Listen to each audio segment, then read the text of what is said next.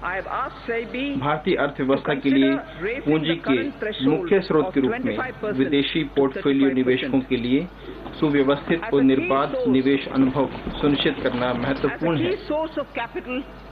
Portfolio investors, इसलिए विदेशी portfolio निवेशकों के लिए मौजूदा अपने ग्राहक को जानो KYC मानदंडों को युक्ति संगत बनाने और दुरुस्त करने का प्रस्ताव है, जिससे कि सीमा पार पूंजी प्रवाह की अखंडता से समझौता किए बगैर इसे अधिकाधिक निवेशक अनुकूल बनाया जा सके। अब पूंजी बाजारों को जन सामान्य के निकट ले जाने और समावेशी विकास और वित्तीय समावेशन से संबंधित विभिन्न सामाजिक कल्याण के उद्देश्यों को पूरा करने का समय आ गया है।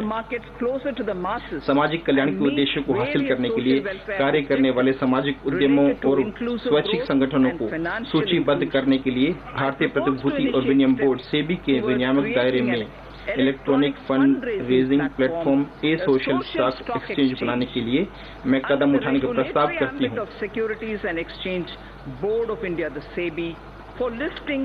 ताकि वे इक्विटी ऋण या म्यूचुअल फंड की तरह यूनिट के रूप में पूंजी जुटा सकें। For listing social enterprises and voluntary organizations working for the realization of a social welfare objective, राजकोषीय हुंडियों और सरकार द्वारा जारी प्रतिभूतियों में खुदरा निवेशकों से निवेश कराना महत्वपूर्ण है। रिजर्व बैंक द्वारा किए गए प्रयास के अनुपूरक के रूप में स्टॉक एक्सचेंजों का उपयोग करते हुए अधिक संस्थागत गतिविधियों की आवश्यकता होगी। इस प्रयोजन के लिए भारतीय रिजर्व बैंक में जमाकर्ताओं और सेबी में जमाकर्ताओं की परस्पर प्रभावोत्पादकता अनिवार्य होगी। इससे भारतीय रिजर्व बैंक और निक्षेपागार लेजर के बीच राजकोषीय हुंडियों और सरकारी प्रतिभूतियों का निर्बाध अंतरण समर्थ बनाया जा सके।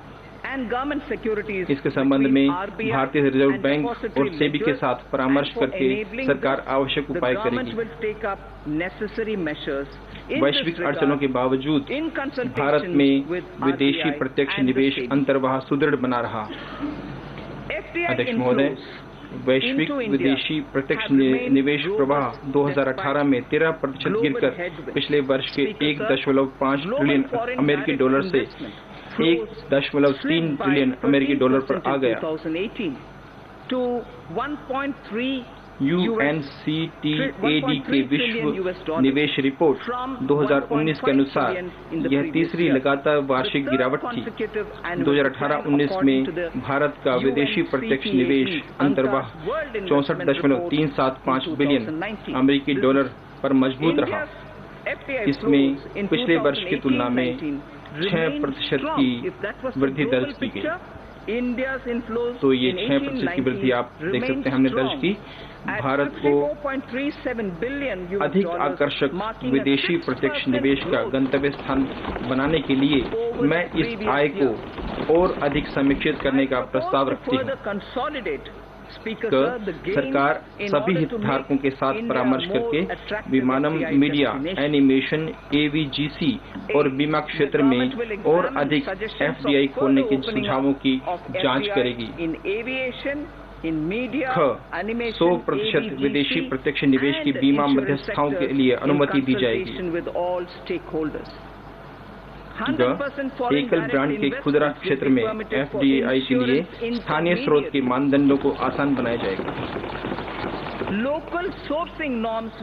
एकल खुदरा, यह उचित समय है कि भारत न केवल माल और सेवाओं के उत्पादन की वैश्विक मूल्य श्रृंखला का अभिन्न अंग बने, अपितु वैश्विक बचत जुटाने के लिए वैश्विक वित्तीय प्रणाली का हिस्सा बने, जो अधिकांशतः पेंशन, बीमा और सॉवरेन वेल्थ फंड में संस्था का रूप ले चुके हैं। सरकार एंकर के रूप में राष्ट्रीय अवसंरचना निवेश निधि MRIF का उपयोग करके वार्षिक वैश्विक निवेशक सम्मेलन आयोजित करने पर विचार कर रही है। इसमें सभी 3 श्रेणियों के वैश्विक प्रतिस्पर्धी, शीर्ष के उद्योगपति, कॉर्पोरेट होंचो, शीर्ष के पेंशन, बीमा, संप्रभु संपत्ति निधियां और सर्वोत्तम डिजिटल प्रौद्योगिकी उद्यम निधियों को आमंत्रित किया जाना है। Top pension insurance sovereign wealth funds, top pension सीमा पार निवेश जुटाने का एक महत्वपूर्ण कारक एफपीआई के पास निवेश योग्य स्टॉक की उपलब्धता है। स्टॉक लक्षित निवेश से निष्क्रिय निवेश की ओर धीरे धीरे बदलाव को देखते हुए यह मुद्दा और अधिक महत्वपूर्ण हो जाता है, जिसके द्वारा निधियां वैश्विक सूचकांकों का अनुसरण करती है जो उपलब्ध अस्थिर स्टॉक पर निर्भर करती है।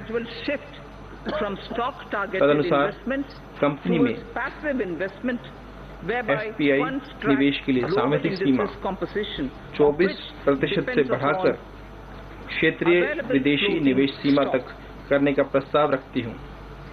Accordingly, to sectoral foreign investment limit for SBI इसमें संबंधित कॉर्पोरेटों को न्यूनतम सीमा राशि सीमित करने का विकल्प दिया जाता है। Sectoral foreign investment limit with option given to the concerned corporates to limit it to a lower threshold. यद्यपि भारत विश्व का शीर्ष विप्रेशन प्राप्त करता है, भारतीय पूंजी बाजार में अनिवासी भारतीयों का निवेश तुलनात्मक दृष्टि से कम है।